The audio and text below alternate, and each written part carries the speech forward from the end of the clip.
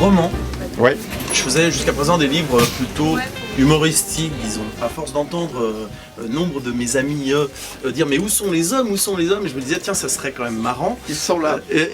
Qu'il y ait un magasin où il y ait des hommes et où il soit très facile finalement d'aller s'en choisir un. Où sont les vrais hommes? Où sont les vrais hommes?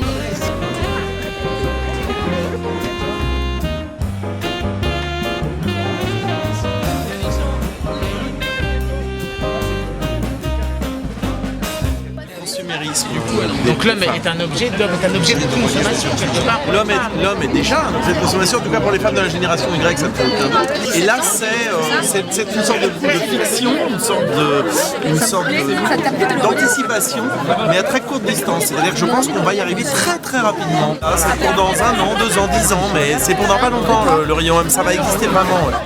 Sans un mot, Jean-Paul s'éloigne vers le BAM, bureau d'accueil des modèles.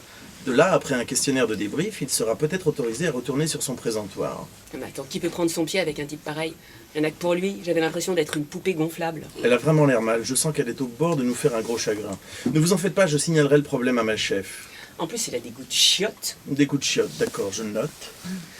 Moi, ce que j'aime, c'est l'échange. Discuter, rire. Si on partage rien, il n'y a pas de désir possible. Ça n'existe pas, un vrai mec? Vous faites parler souvent à Monsieur Bromsky. Oui, il y a, à la manière de Mon oncle d'Amérique, moi j'adore ce film d'Alain Resnais, Tout à fait. il y a, dans Mon oncle d'Amérique, c'est la thèse du professeur Laborie, et moi j'ai voulu de temps en temps aérer le récit, puisque c'est par des considérations scientifiques, voilà, par des chapitres, des peut... extraits d'un livre de Donald Bromsky, qui est un sexologue Il y a le américain. traducteur ici, je crois. Hein. Et il est ici, c'est Vincent Louis, qui a travaillé un peu avec le docteur Bromsky aux États-Unis. En général, souvent, dans une rencontre, on est dans un restaurant, dans un café, il y a une table, on se voit d'abord, et puis, lors du deuxième rendez-vous, étrangement, on s'arrange pour créer les conditions de cette intimité, c'est-à-dire que, épaule contre épaule, on va aller au cinéma, au théâtre, prendre une voiture, pour que les corps se rapprochent et échangent ces informations, mais on le fait inconsciemment. Et ça, c'est l'objet, donc, l'approche phéromonale, c'est l'objet d'un des chapitres écrits par le docteur Bromsky qui sont dans Rayon Homme. D'accord. Et qui viennent ponctuer le récit. Et il y a un phénomène de féminisation, et les hommes finalement peut-être maintenant acceptent, peut-être, au grand détriment des femmes peut-être aussi, d'être des hommes objets.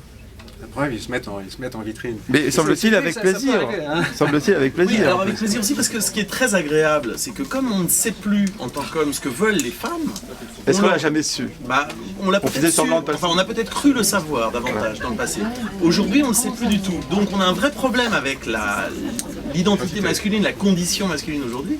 Et donc finalement, se mettre en vitrine, c'est peut-être une façon de dire, bon bah mesdames, on ne sait plus ce qu'il faut être. Est-ce qu'il faut être viril? Est-ce qu'il faut être fragile? Est-ce qu'il faut être sensible? Est-ce qu'il faut être le bon père de famille? Est-ce qu'il faut être... Il y a tout, voilà, faut être tout à la fois, et finalement, on n'est plus rien du tout. Donc on se dit, on va se mettre en vitrine, et puis vous choisirez celui qui vous va.